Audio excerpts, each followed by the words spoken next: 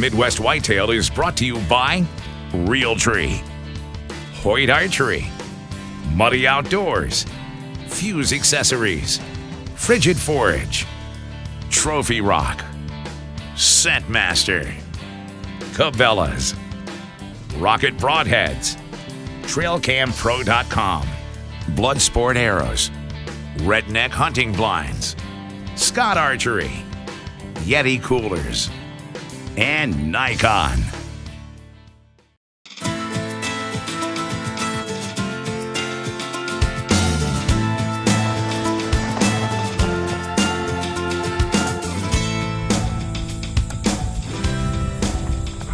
Welcome to the show this week.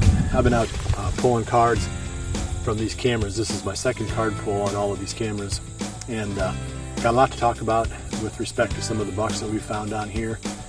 And it should be, hopefully this time around, should be better because the cool front is starting to come through here. I think we're going to start getting more of the daytime activity on these cameras.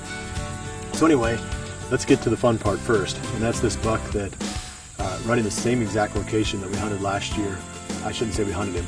We hunted this spot and this deer showed up. It's a deer that we had nicknamed Big Junior. We called him that because he looks a lot like, at age 3, he looked a lot like a buck that we hunted on a different part of the farm back from 2009 through 2011, a deer that we had nicknamed Big. When that deer was a 3-year-old, he also had the same kind of upward sweeping main beams.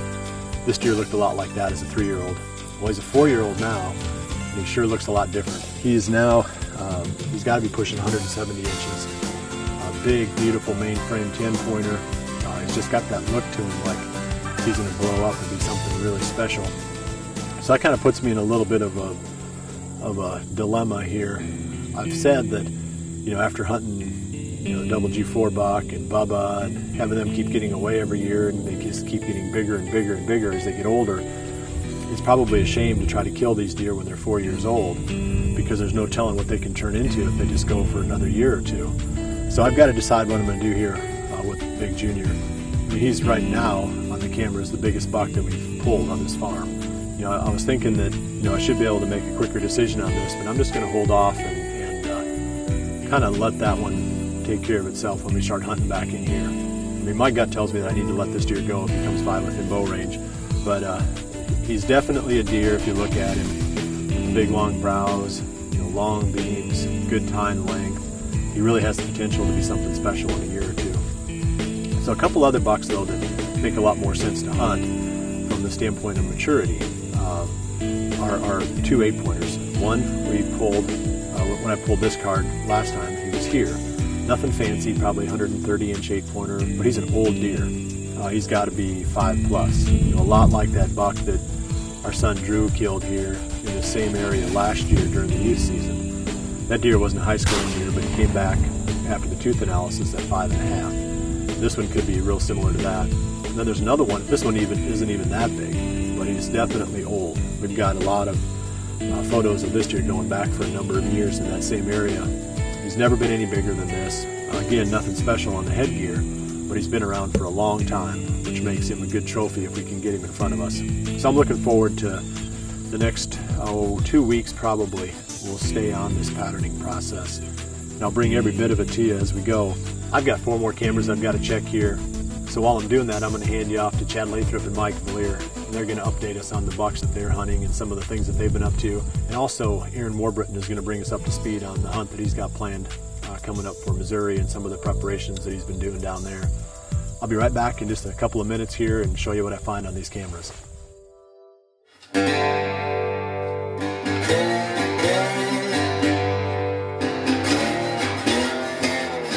Well, it's August 4th and we are starting out our preparations for our bow season down here in northeast Missouri. I'm back up here on my family farm once again, planting our food plot for the year.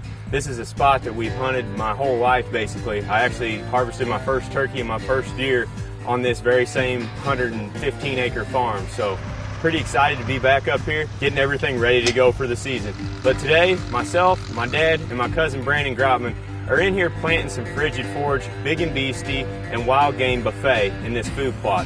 One challenge that I've run into in the past is that this long narrow opening that you see behind me doesn't get a lot of sunlight.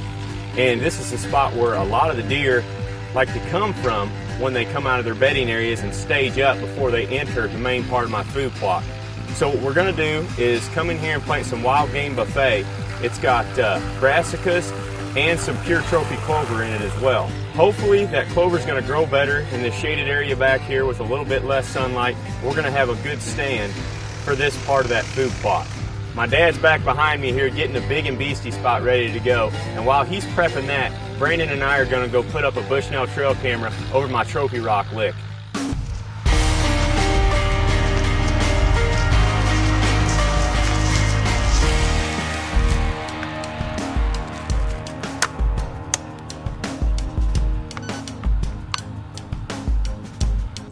I just put up this Bushnell camera over this lick right here in front of me, and I placed a trophy rock here about a month and a half ago, and as you can see, it's basically gone.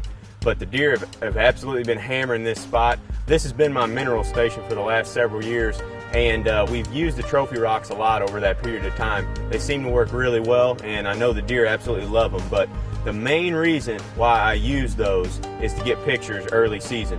They seem to really hammer these mineral licks about August, first part of September, right before their velvet comes off, because our archery opener comes in on September 15th.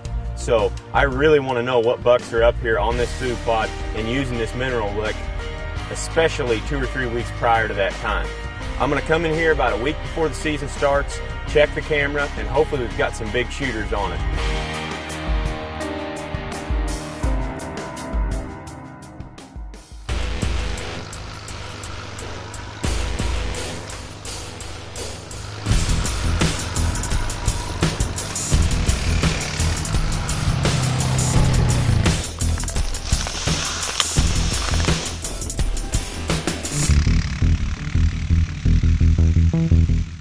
We just finished getting our frigid forward seed in the ground, and this year we've implemented a few changes. We kind of stretched our plot screen out a little bit and extended the big and beastie portion of our food plot out into the field. So it should provide a little bit more forage for these deer this fall, and we located it right out in front of our stand over my right shoulder here that we hunted out of quite a bit last year. The plot screen should once again provide us good access into this tree stand and shield the deer from any activity that's going on at these houses up here on the hill. So 2012 was a tough season in northeast Missouri for a lot of us because of the EHD that struck, and definitely hit us really hard right here in Monroe County.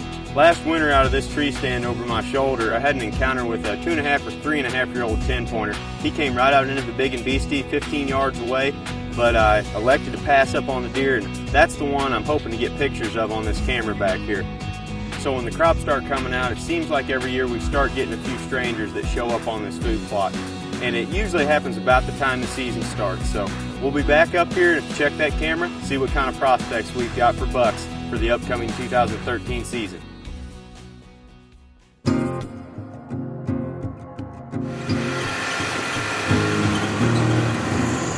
Well guys, here we are, we're down crunch time now. We're in the final month before the season. We are out checking some trail cameras and just kind of sneak in and try and get an inventory before the season starts. So we're less than a month from Iowa's opener. Chad and I are ready to get after it this year. We're excited for the year. We got a bunch of good stuff, some nice deer, and we're still looking for a couple big boys. So hopefully we'll locate a few. Should be a good year. We're actually at a spot now where we're trying to clear a path to the tree stand. We're going to cut right through here and maybe clear a spot with the weed whacker so you can cut through and be quiet and sit free. Just a few small things while you're out checking trail cameras to maybe knock down some paths to your tree stands. It works out great. It makes it a lot easier entry out to the tree stand.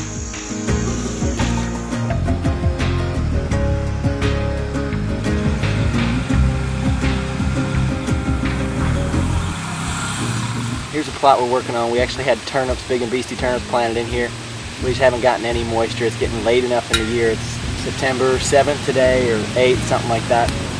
So we're coming back in with some, with more of a fall plot. You know, a mix of oats and winter wheat and maybe some rape. So we're just coming in and overseeding it, disking it in lightly. Hopefully some of the turnips that are there keep coming, and gives this wheat and oats a chance to come up and at least be green for hunting season. It's what you got to do when you don't get any rain. Well guys, here we are. We are doing a trail cam survey here on one of the farms we hunt. We've been running trail cams for the last 2 weeks with corn in front of them, trying to get an idea of overall sex ratio for the farm, age structure of deer, total target bucks that we have on the farm. It's a pretty involved process. Movement's been tough. Trail cameras have been tough.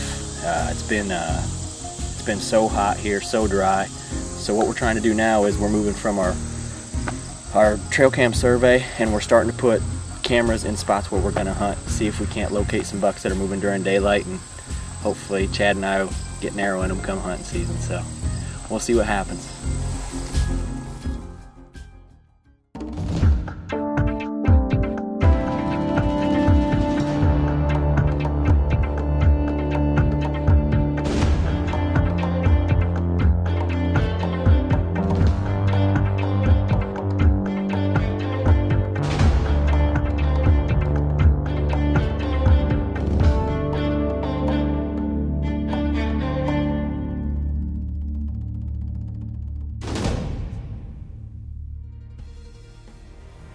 Didn't get too many surprises on the card pull this time. A lot of times we find that once the bucks start to disperse into their fall ranges, you don't get a lot of surprises on the cameras anymore. But that doesn't mean that we're done with this step in the patterning process. I've still got a lot of spots on the farm that I haven't run a camera on yet. And some of these deer that we're actually picking up are solid mature deer. There's so far we've got 2 8-pointers that we're definitely going to target. Going to be one of the top deer that we're going to be going after during the youth season, which is coming up here soon. So that'll be our first crack at some of these bucks. And I've got some more spots, like I said. I probably have at least a half a dozen more locations on this farm that are good areas, good producing areas that we haven't run cameras in yet. So one thing that we saw on the cameras this time around was how much daylight activity took place when we had this cool front go through. It was just last night, and we saw on every single camera just a flurry of daylight activity yesterday evening.